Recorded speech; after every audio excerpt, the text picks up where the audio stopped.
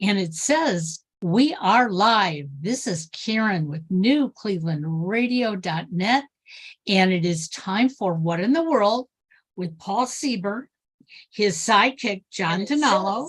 We are live. This is Karen. Well, wait a second. I got to close that off in the background. Wait that happened. Oh, sorry, guys. Well, that's okay. I wanted to listen to myself talk today. But anyways, before we get started, just a quick footnote. Tonight at 8 p.m. Eastern time, the Dallas Wings are playing again. They are officially in the playoffs, but tonight and Friday night are the last two season games. So let's go out and root for them. And, we need something good to happen around here since our Guardians are struggling, right? Yes, they are. Yes, they are. And we are, just 2 degrees of separation from the Dallas Wings because of Karen's connection through her son. So they're almost our home team as far as we're concerned. So absolutely.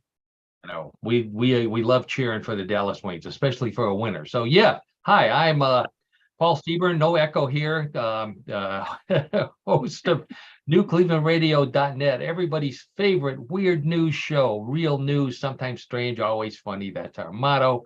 That wonderful introduction came to you from Karen Hale, who is the media mogul at newclevelandradio.net, our producer and co-host. She's got a bunch of great podcasts at newclevelandradio.net, so please check us out first, then check those out. Wonderful selection to choose from. Also on your screen or in your ear is John Donalo, host of What in the World of Sports, our color commentator and all-around great guy. Hey, John. Hey, Paul. Hey, Karen. It's Tuesday, and it's time for another great show. So let's get to it. Great show. No pressure, John. No pressure. Thanks a lot.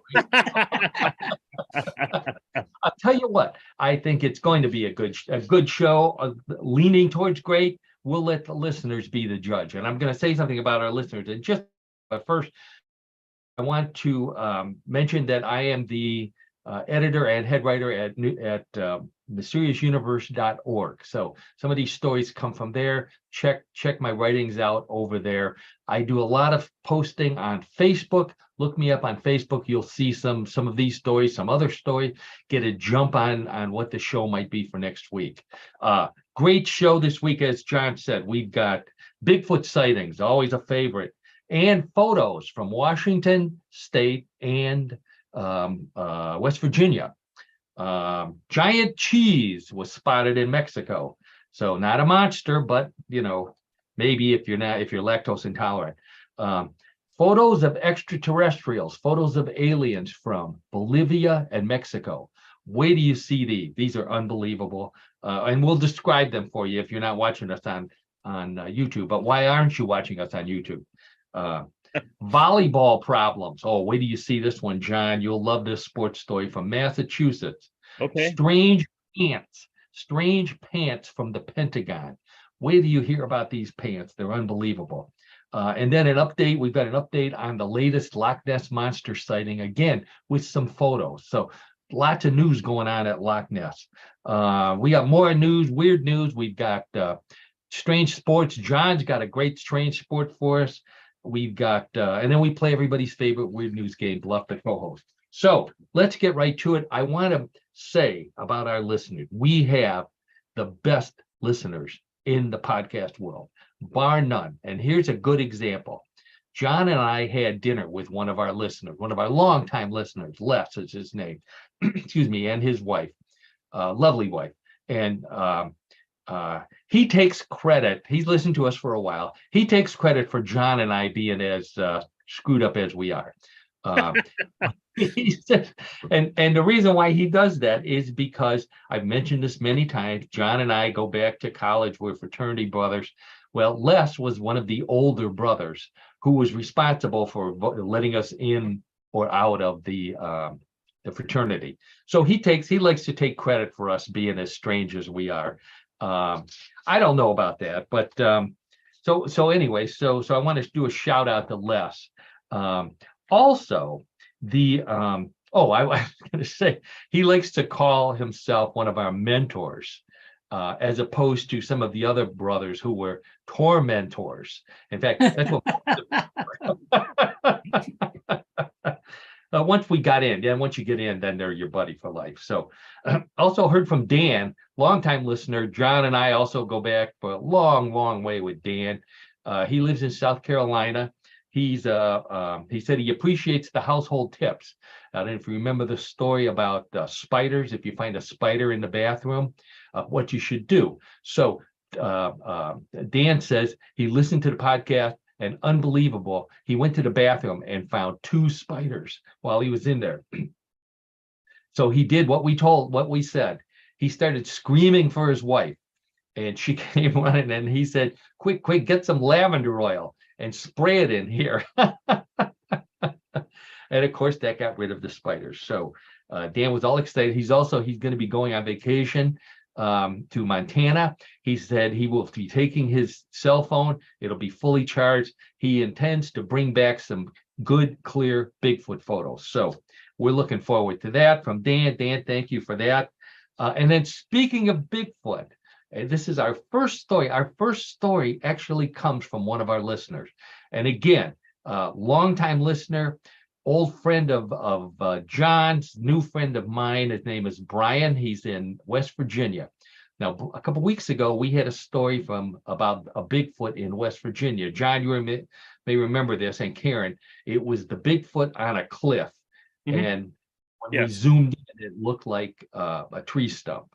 So Brian, our good buddy Brian, saw that, and he says he could find us a better picture of Bigfoot. So I'm going to put that. Let's switch right over to some photos here. There we go. There's that looks good. There we go. Okay, so this comes from Brian in West Virginia. This is from Fayette County, Fayette, which is about 30 miles south of Braxton County. This was taken in 2019, but it's a very famous photo. According to the local Convention and Visitors Bureau, I mean, they promote all this stuff. There've been Bigfoot in West Virginia for a long time. In fact, they said it goes back to when they called it the Wild Man, which tells me that some of our fraternity brothers must be living in West Virginia as well. So anyway, so there's what we're looking at is a photo of something that looks like a Bigfoot. The eyes are glowing, completely hair covered. John, what do you say? What do you think about that one? Bigfoot? No Bigfoot?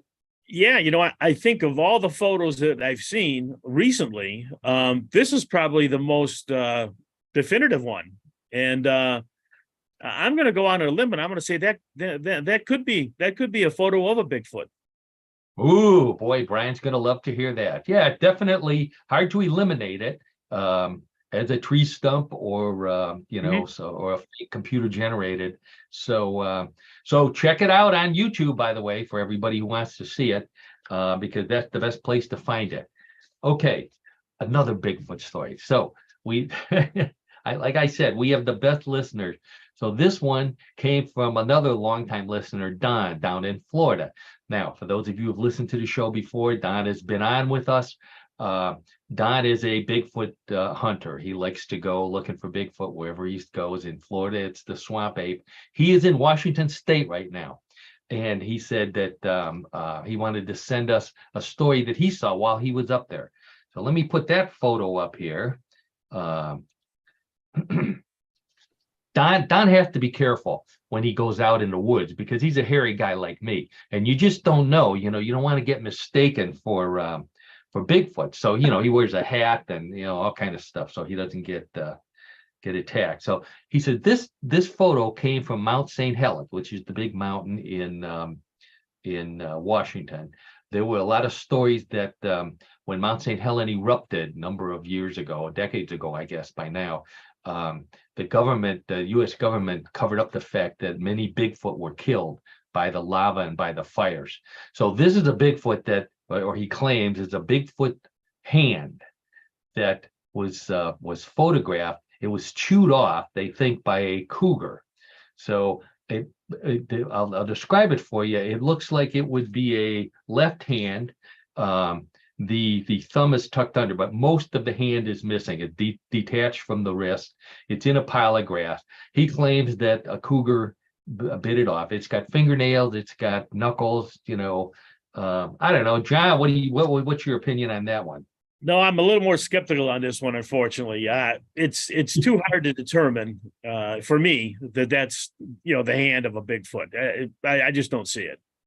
Okay, I agree. I think if there's any Bigfoots listening, and they're certainly welcome to listen to the podcast as well, and I'll be happy to give them a shout out if they send me a photo.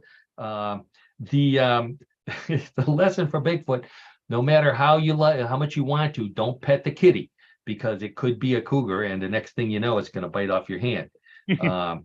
So anyway, I want to thank all of those longtime listeners, good friends of ours. We're open to any suggestions for the show, any photos that you might have, and we'd love to give you a shout out, and we would definitely love to break the news that we finally found Bigfoot. So, okay, got a sports story for you, John.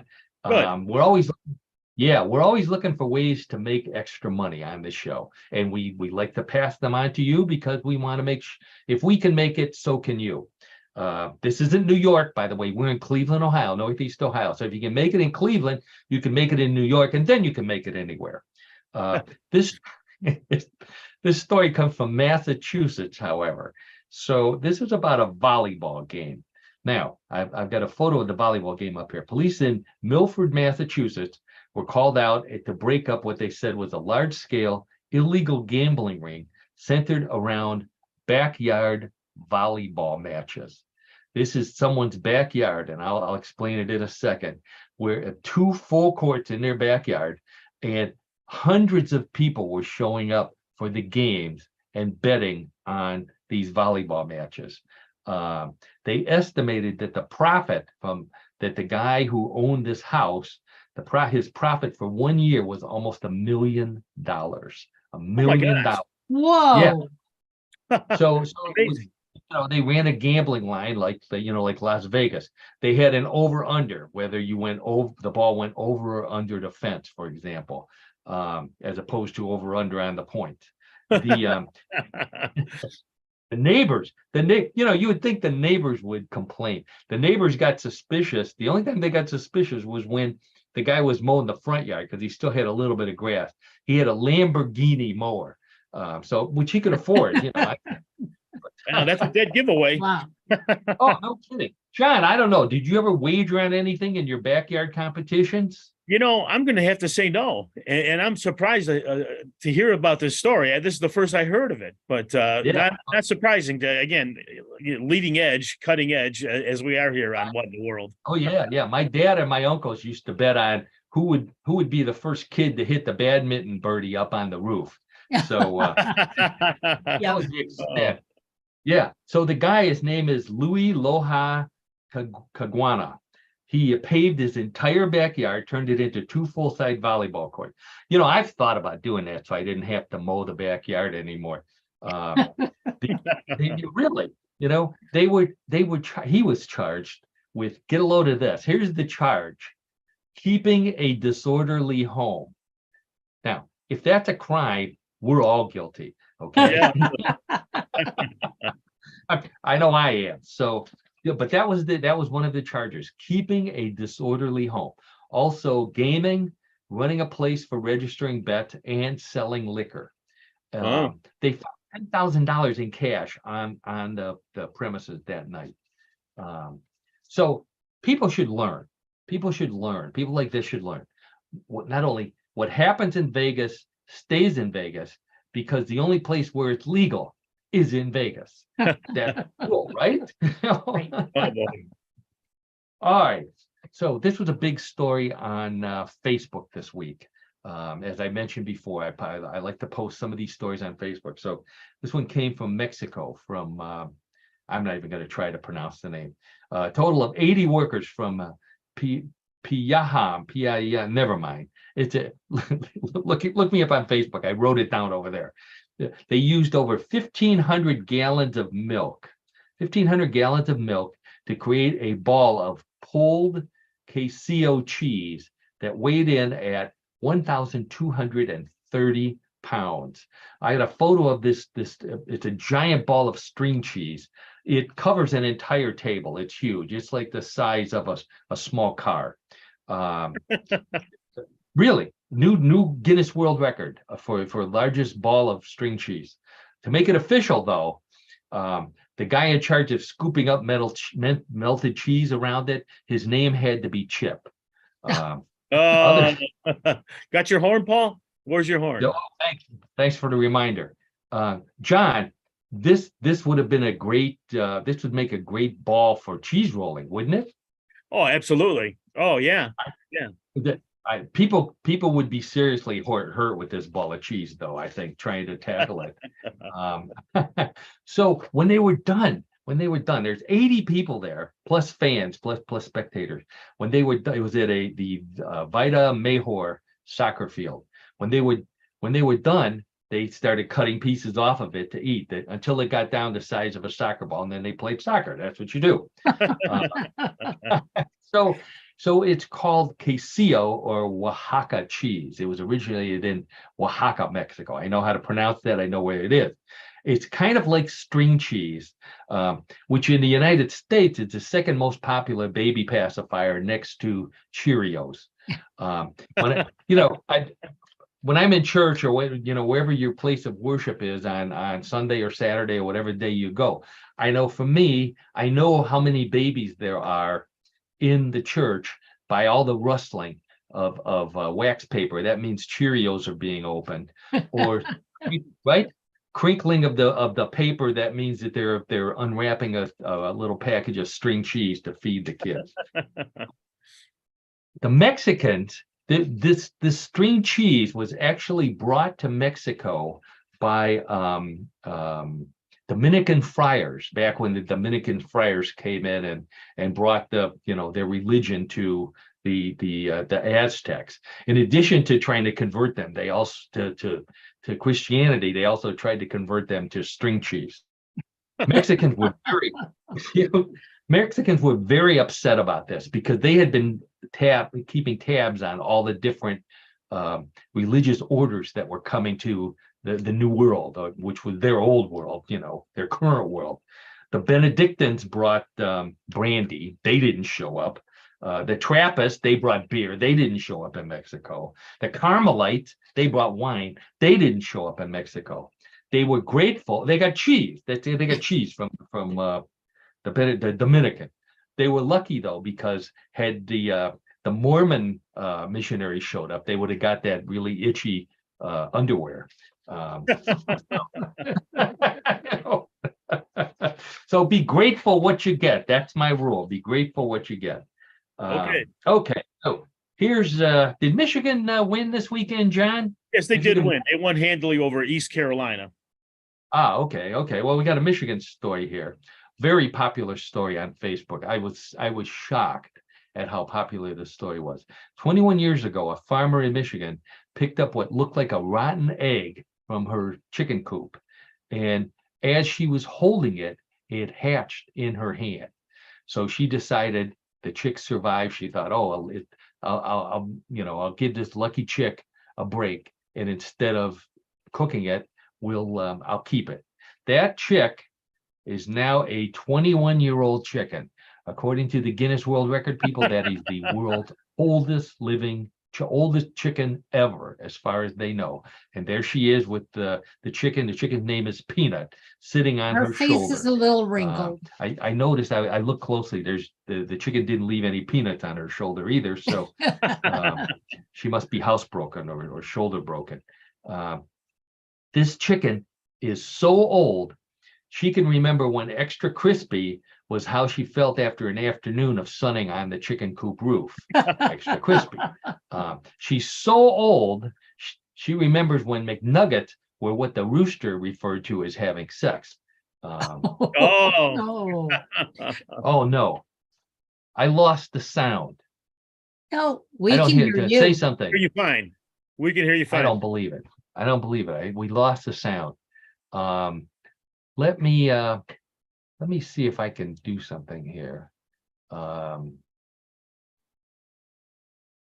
This is a good time to talk about him, Can John. you hear me because now? We can hear him. No, you can hear me. I can't hear you. This I is know. terrible. Karen, do you want to, is there anything you want to try or? I don't think it's on my end, so, because I can hear John. Yeah, and I I can know hear. we're going live, you, so you Paul. don't want to pause. It's wave your hand. You don't want to stop and restart? No, that's definitely a no. Okay, well, I'll just keep on going. And I'll try and watch you guys and figure out what you're saying. Okay. Okay, so summer's over this past weekend. It was Labor Day weekend. But we're gonna have a few more hot weekends. So here's something for you backyard grillers. This comes from China. A street vendor in China says his best-selling item this summer is this. This is grilled ice. He takes ice cubes, which you see on the left-hand side of your screen if you're watching. He puts seasoning on them, and he kind of toasts them on the grill, puts them on a plate, and sells them at his street, his little truck, I guess. In Texas, grilled ice is called ice because it's so hot there. In New York, grilled ice is what the cops do after they arrest a rapper. They grilled ice. I know I can see John laughing at that one. You better be laughing. In Alaska, grilled ice is a car problem, which they have year round. So these are cooked over an open flame, but not enough for the ice to melt completely, which is amazing to me. And everybody wants to know how you eat something like that. I have no idea. But they claim people eat it and they like it. This is to me, this is a winter treat. This is not a summer treat. This is something, John's got a backyard grill. This is something you could do in the wintertime. If you want to cook something, you don't want to, maybe you're on a diet, you don't want to make a big steak. You run out, make a couple of, pull off a couple of icicles from the gutter, season them up, put them on your grill. Next thing you know, you got frozen kebabs. Who would have thought of that? Yeah. I'm guessing John didn't like that idea. Okay, there's another food story for you, John. The motto of this story is, it's not good to be king. Here's why I say that. U.S. District Judge in Miami said Burger King must defend against the claim that its pictures of Whoppers in the restaurant on the menu boards mislead customers, because they don't, the pictures don't look like the Whopper that they get in the wrapper when they order it. It says that the case is they're portraying burgers with ingredients that overflow from the bun. They make the burgers appear to be 30% larger than they are, contain more than double the meat that the chains serve. So complete lie as far as they're concerned. This could kill the fast food industry as we know it if they win a lawsuit like this. None of the pictures look anything like what you get.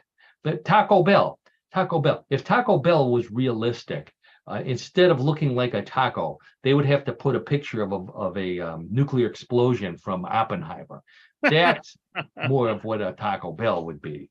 The only one, in my opinion, John, back me up on this, White Castle. I think White Castle sliders look the same as on the picture as they do in the bag. I would agree with you, Paul, on that. Yes, I do. Karen, what's your thoughts on that? I think so Yeah, too. think so. Yep. In fact, they might even be a little smaller. So what they could do is they could give you a telescope, and you look through the wrong end of the telescope, and they look smaller at the other end. And then they don't have to take the picture down. Okay, this is let's see. Okay, UFOs and aliens. So last week we had a photo of a flying saucer that had the words truff on it, like the flying saucer was advertising for truff, which is a hot sauce made with truffles. why you would use expensive truffles in a hot sauce. I don't know. We didn't figure that out. So here's more that we're not going to be able to figure out. Aliens. This first photo comes from Bolivia. So a UFO researcher, and I've encountered this guy before. Javier Carlos Cordero is his name. He received photographs from someone who saw an alien walking along a river in Bolivia. Now, there's a photo of the alien. So he says this was a 4-foot alien with very long arms and translucent, almost transparent skin, almost to the point where you could see through it. This is the Pilcomayo River in Bolivia. If you notice in the photo, the being's body is not reflected in the water. It's walking right next to the water. It's not reflected. Here's another. So this is we've got the circle around the red circle around the alien on this one, and on this one much closer. There you go. We got 2 circles around him. You can't see him there. I don't know. You're not looking in the right place. So many people said on social media that it was a computer generated hoax, but the investigator Cordero said that it's real. And that city where it's at, Tarija, has a special connection to aliens because they have minerals there, a lot of minerals, and they think that there's a portal to another dimension and aliens come through it and they steal the minerals. So that's how they explain this. Now, the no reflection, in my opinion, that means that this might be an alien vampire. And if you're playing paranormal Scrabble at home, that's a double word score. So and we're all playing it. We should make paranormal Scrabble. That'd be a great make some money on the side. Good retirement job for John. So okay. I got another alien story for you here. I can't believe how many alien stories we had this week. So this one comes from England. It actually comes from Mexico by way of England. And the reason why is because it comes to us from Uri Geller. Now, Uri Geller is famous for bending spoons with his mind. If I could do that, I don't know what I'd do. I wouldn't have any straight spoons. I know that. So Uri Geller claims that he was sent photos of a naked alien, and this is a quote from him, a naked alien with prominent lady parts taken in the basement of an abandoned building during an encounter in 2004 in Nuevo León, Mexico.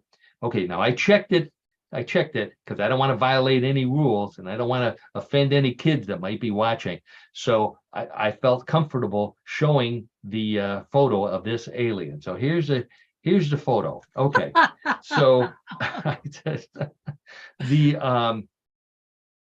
a naked alien with prominent lady parts sounds like the title of a porn movie to me. A porn movie with aliens in it, like Behind the Green Alien, E.T. Throat. There's one for you, John. E.T. Throat. Debbie Does the Starship Enterprise. I don't know. Yes, no? I don't Probably know. Not. No. I don't think so. So, again, another Geller, grainy photo, though. Another grainy photo. Okay. Uri Geller claims to be an expert in everything, including bending spoon and aliens. So he says, to my trained eye, the alien is pregnant. Now, maybe, I don't know. And he said that it was startled. I should say she was startled while emerging from yeah. Thank you, Karen. Karen circled what would be the alien's protruding belly. So startled when emerging from below the surface with the intention of going out into the area to fulfill various needs. To me, what that means is this is a pregnant alien going out to look for dill pickles. Right, Karen? Isn't that what you do? You're the pregnant, the only one who's pregnant dill among pickles. Us. Okay. So, or tamales, maybe in Mexico, she was going to get pickled tamales. So blurry. How blurry is this picture? I took this picture to my eye doctor, and he now uses it to help to see if people need glasses or not. That's how blurry this picture is. He wants to sell glasses, so he holds it up. He says, "Can you see this?" No, it's blurry. Oh, you need glasses. Okay, so I'm gonna. I wonder what would happen if I took the picture down and let's see if my sound comes back here. Can you? Can you hear No, us I now? still can't hear you. You still can't hear us. Oh, it's telling me that my speaker's not working. That's interesting. Wow. Can you see Can you that hear message? us? No. I No. don't know. We'll figure it out. I thought We had hear it you. resolved. That's all that You matters. can hear me. You're Okay, well, fine. that's a good thing. Okay. The Pentagon. This comes from the Pentagon. When they're not looking for UFOs, which is what they've been doing, they spent $22 million to develop smart trousers that spy on the person wearing them and their surroundings. Yeah. This is a real story. I am not making this up. For most guys, if there's a camera in your pants, it's filming a short feature. That's what they're doing. Oh, Oh, boy. Can you hear my horn? Oh, no, we can't hear it. Now, the worst part is the name they came up for this. They call it Smart E-Pants, or if you say that fast, Smarty Pants. From the Pentagon. Reason in a way. The Pentagon of all places. Stands to reason, I think. And of course, it means something. So E-Pants, it says it's smart, electrically powered, and networked textile systems. Smart E-Pant. I know, I can't believe it.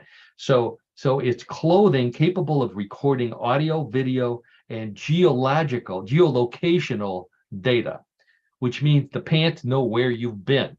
Now, I don't need to look at my pants to know where I've been. I look at my shirt. It tells me I've been to the spaghetti restaurant. I've been to the Mexican restaurant. Right, John? You can. That's right, Paul. That's right. It's a and I thought it was only my husband. That's right. Okay. So now I think one thing that it would be a good idea if we do get these pants or shirts or socks or whatever they are, leave the camera on when you put it in the washer, because then we'll have video of what happens when your socks disappear. We might see where they go. Or if it's in a sock and it disappears, we'll see when it goes into another dimension. Stay tuned. We may have an update. All right, Guinness World Record time.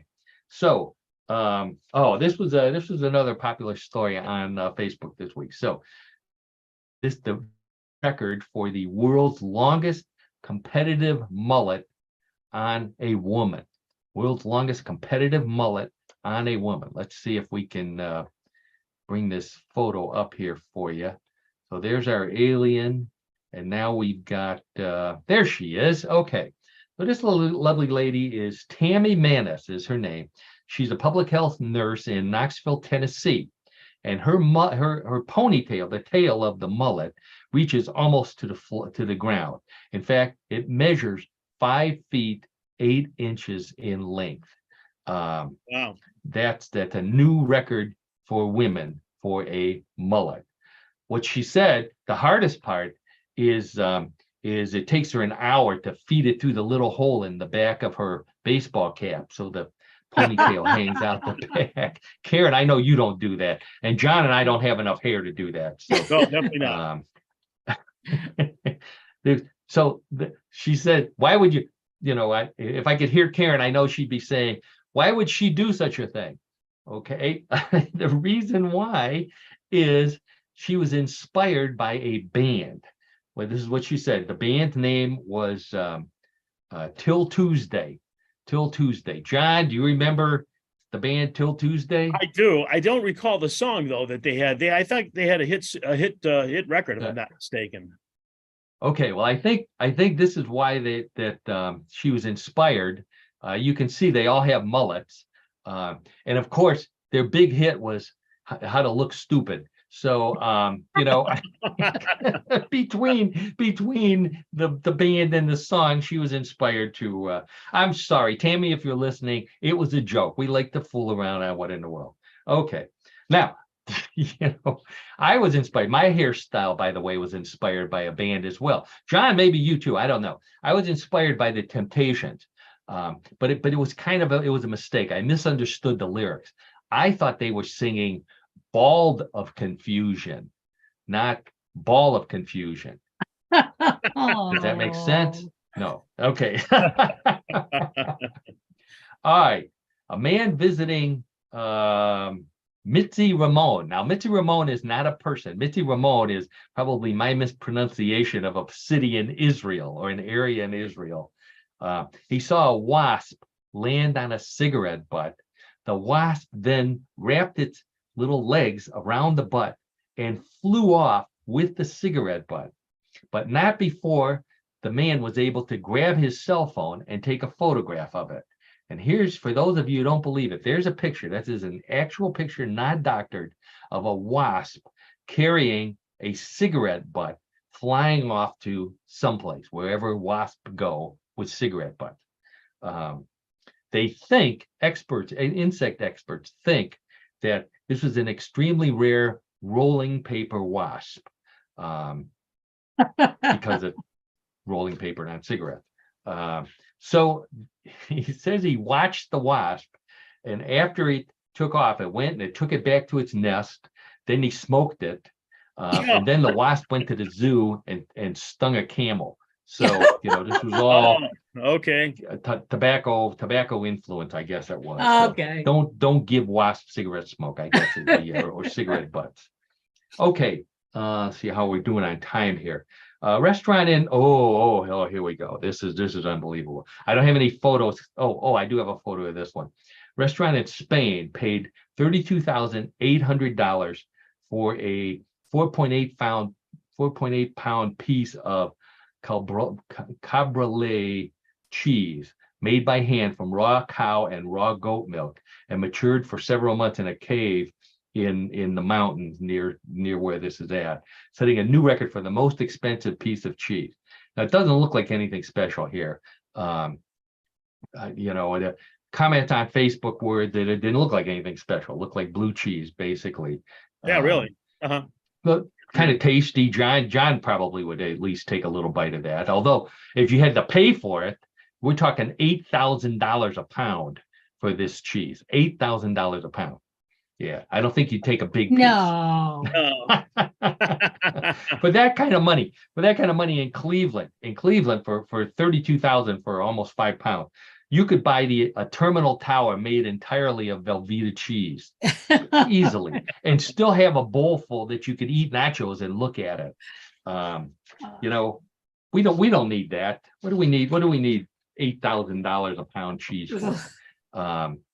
I wanted to check this story out to make sure. So I went to my local cheese shop in Old Brooklyn, down on Broadview, for those of you who live in the Cleveland area. And I asked the owner if I showed him a piece of this cheese. I said, "Have you ever seen anything like?" "Oh yeah, that's that record-breaking cheese." I said, "Do you have any?" And he said, "No, he just sold the last piece to a customer." And then he started crying. He started crying when he was telling me the story. I said, "Why are you crying?" He says, "I asked the customer what he's going to do with the cheese, and he said he was going to make fondue out of it." $32,000 worth of cheese. He makes fondue. I can't believe it. I'd cry too. Yeah. Okay. Story from Norfolk, Nebraska. Oh God, this is we're ahead of the news. We're ahead of the mainstream news. I had this on Facebook long before the news picked it up. So this is from Nebraska. Police stopped the man who was driving with something in the passenger seat of his car. He was driving with a bull, a longhorn bull, in the passenger seat of his car. Now, for those of you who can't see the photo, go on YouTube and take a look at it, or Google the guy with the bull in his car. You'll see the photos. It's a specially modified car because apparently he does this for fun. It's got this kind of a gate, a support thing on the side, but he cut half the roof off. So the front of the cow is in the front seat and the cow's butt is in the back seat. John, what do you think about that? I don't know. Now, is that a bull? Is that what it's supposed to be, a bull? It's unbelievable. There's a close-up of it. So Oh my you can God. see this is a Wow. real cow. This is not computer doctored Those at all. horns It's are it's a real unbelievable. cow sitting in the front seat. What That they thing the looks like cops more of a actually bull let than him a off cow. with just a warning. They let him off with a warning because there's nothing illegal about driving a car equipped with a long horn. Oh, That's equipped with a long horn. Hey, this is on the national news, which means that not every story about a bull is political bull. This is driving bull. So hey, okay, one last item. This is from Loch Ness. I promised information updates on the Loch Ness monster. So this is unbelievable. I've got photos of this as well. Chi Kelly is the lady's name. So this big Loch Ness monster hunt was going on, and she finally came forward with a photo that she had taken, that she was embarrassed to say she had seen the Loch Ness monster.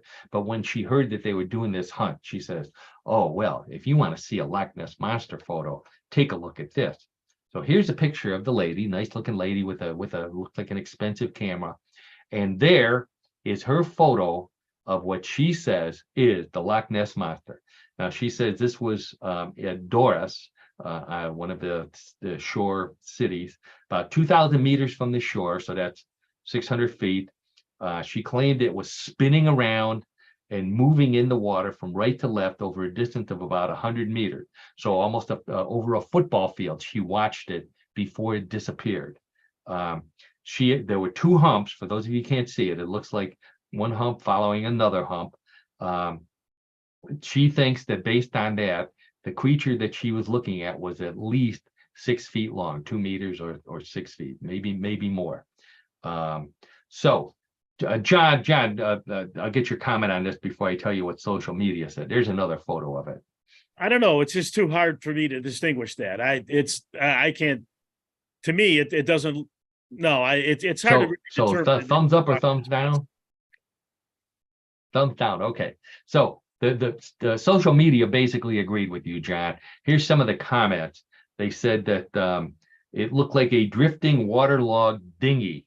I've been called that many times when people see me out swimming, a drifting waterlogged dinghy, or an air-filled tarpaulin.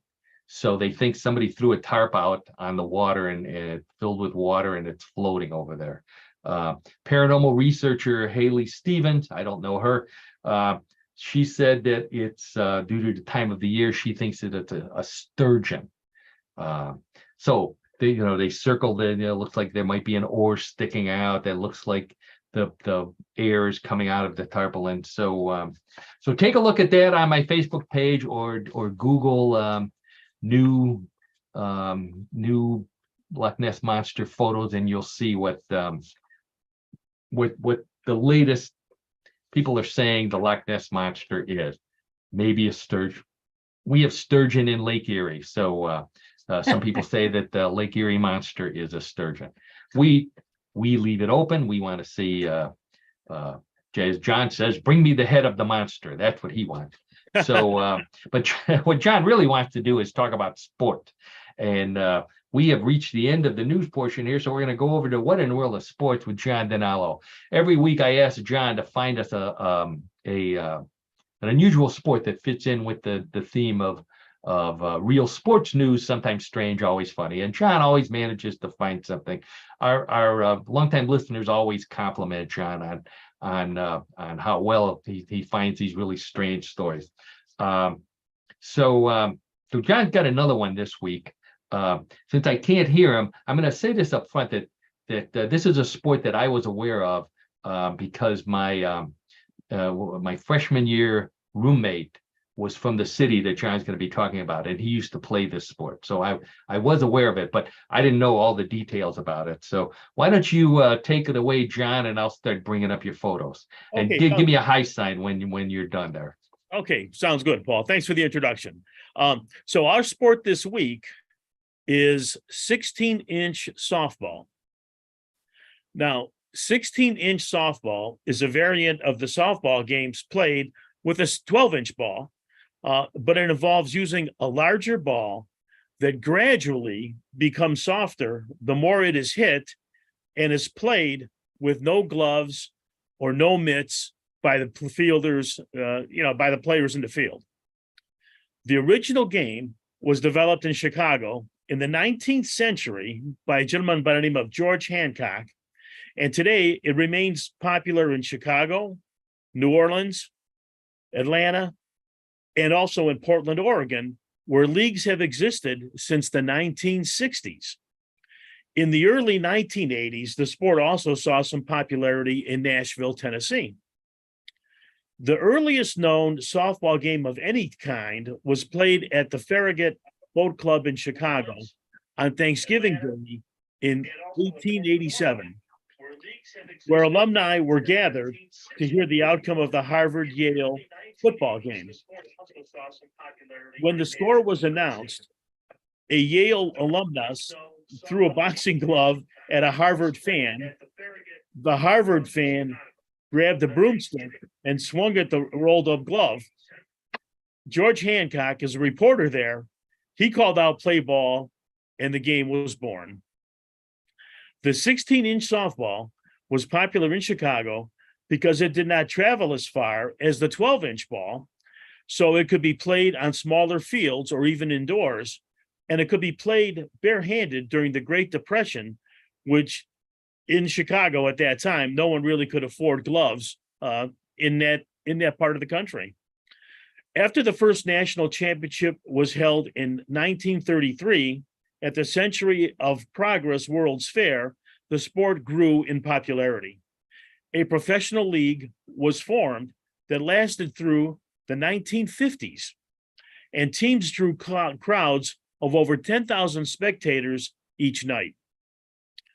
The first set of rules that were published in 1937 by the American Softball Association, or the ASA, in the same manual as the rules for the fast pitch softball, and the rules are basically the same. For co-ed leagues, there may be special rules that relate to the male to female ratio of team members and batting order. The National Softball Association, or the NSA, also has a published set of rules governing 16-inch softball play. Now, leagues do continue today, but not at the same level of popularity. There are co-ed recreational leagues, competitive leagues, and even a league for Chicago public school students and tournament play. By placing well in the NSA tournaments, teams can qualify for the 16-inch softball World Series. And since local leagues may have slight variations in their rules, the NSA World Series is played by their own set of rules. One notable change is that Chicago area players who typically are not allowed to wear gloves may choose to wear them in the competition. Well-known Chicago newspaper columnist Mike Royko loved and promoted 16-inch softball whenever he had the opportunity. And in pop culture, the game was seen often in the 1986 film About Last Night, whose storyline was set in Chicago. Now, in closing, it may look easy, but it's tough to play softball without a glove. In fact, you might say it takes brass balls to play 16-inch softball. That was good. Ah, That was good. I love it. I love it. The best part of that story for me was when they they got into a fight and the guy throws a boxing glove, of all things. They're at a yacht club, Harvard Yale people, and they throw a boxing glove and it was actually a boxing glove and a broomstick there, so that they could put together this combination and actually come up with 16-inch softball. I think that just amazes me. So thank you, John, for a great Thank sport. you. That's You're welcome. one that's still being Volunteer. played, highly unusual nonetheless, outside of a few cities in the United States. I mentioned that I was aware of this sport when John and I were in college. My roommate was from Chicago, and when I heard that they played softball with a 16-inch ball, I just thought that was the funniest thing I ever heard, which of course he got very upset about and challenged me to put together a team to play them in this silly sport with this giant soft ball. So I immediately called John and I said, John, we need to wager on this because we're gonna beat the pants off of these guys from Chicago playing this game. And I tried to explain it to him, and I said, okay, John, here's what you need to do to help me out. I said, I need a giant soft ball. So John says, I got it. Okay, I got it. Don't worry about it. So we all showed up, our fraternity brothers, we're all set to play. And the other team is there, and we're waiting for John. And John shows up. John misunderstood what I said. I thought I said giant softball, and he brought us a giant soft ball, which looked kind of like this, a beach ball. So we decided that's all we had. So we decided to play anyway. So here's a picture of one of our frat brothers in the outfield, attempting to catch the giant soft ball. Here's I think this may have been John and I doing a double play. So once we got the hang of it, it wasn't too bad. However, there we go. We weren't very good at hitting. I think they may have thrown a no hitter or a one hitter. It was not we had a tough time with that. But John saved the day because John also brought the beer. And we said, John, bring a little beer, bring enough for two teams. So John brought enough for two teams here. Two college teams, that's only about 30 or so kegs. So right. I think that was about a keg per person. That's about what we measured by, right, John? That's right, Paul. That's about right. All right, another great sport, 16-inch softball. Thanks again, John, for that great sport. You're very welcome. I will, let's see. I'll take this photo down here. And we're finished with sports. That means it's time for everybody's favorite Weird News game, Bluff the Co-host.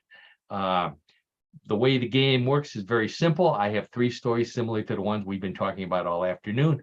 Though one big difference, those were all true. They were all right from the news, multiple sources. The stories in Bluff the Co-host may be real, may be a bluff. It's up to Karen, John, and those of you playing at home to decide. Wagering is allowed, so get your bets in while you can. Karen and John, put your hands on the buzzer. We have no theme this week. They're just three general stories. So let's get right to story number one.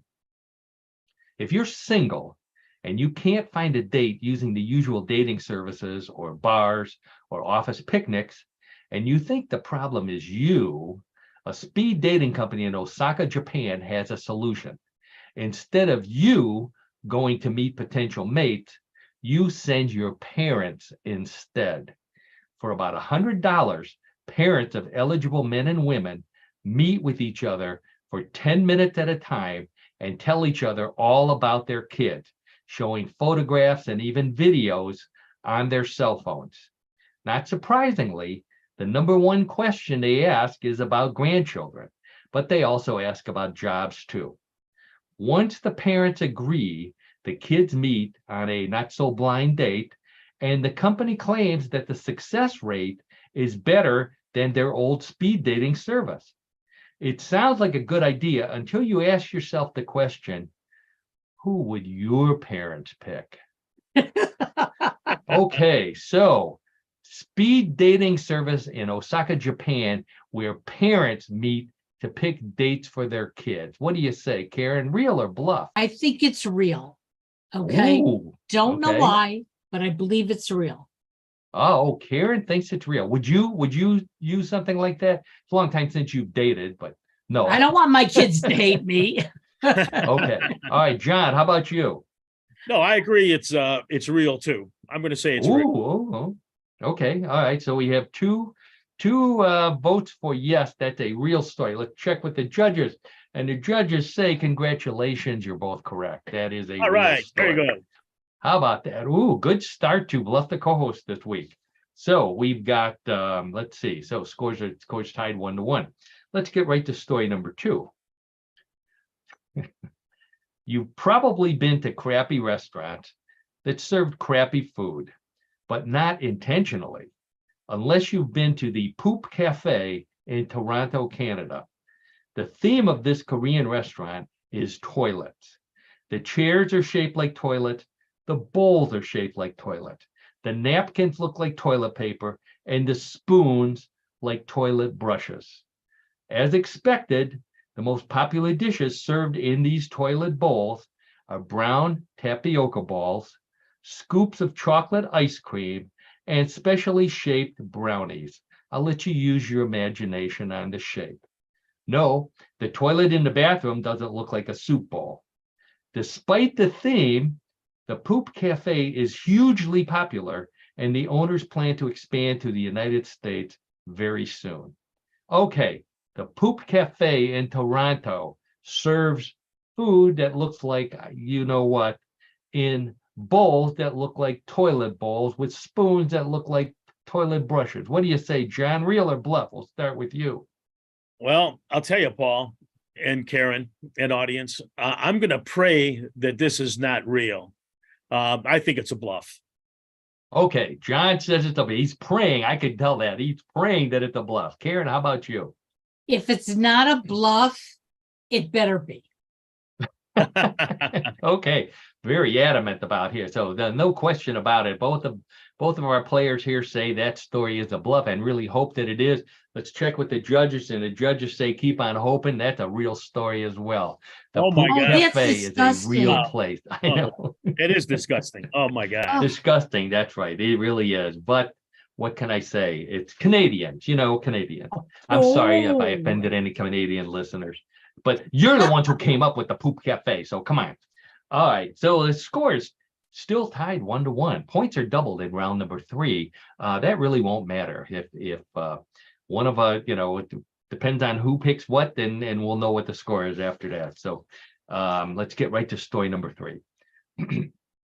You may think you're a cheese whiz when it comes to matching cheeses with wine, but a woman in Chicago has a better skill. She calls herself a cheese psychic because she claims she can predict your future by observing how you cut the cheese. No, not that way.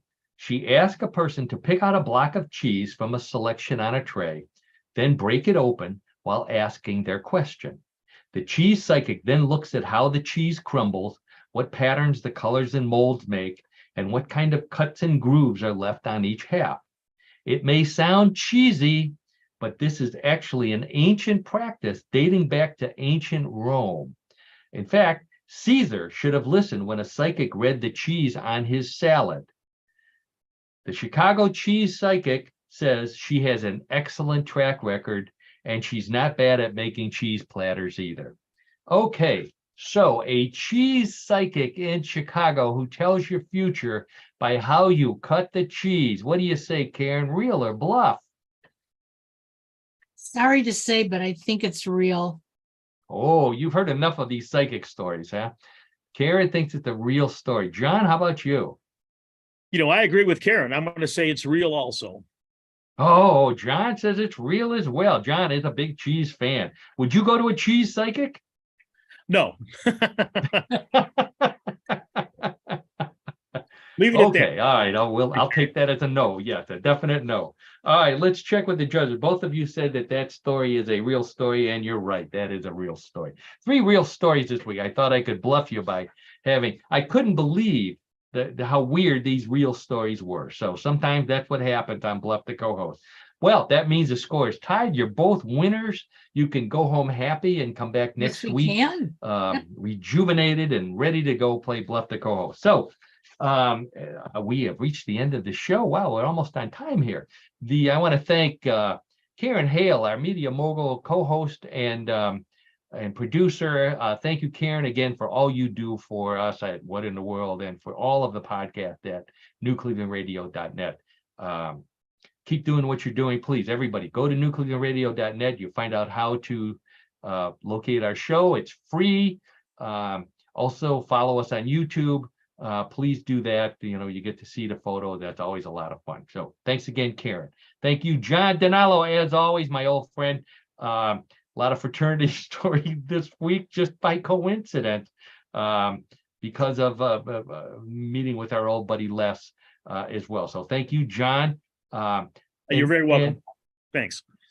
All right, and also I want to thank all of our listeners, not just the ones we did shout outs to, not just the ones we went to dinner with and our old fraternity brothers with, but all of you. We appreciate every single one of our listeners. Our numbers keep going up. We truly appreciate that.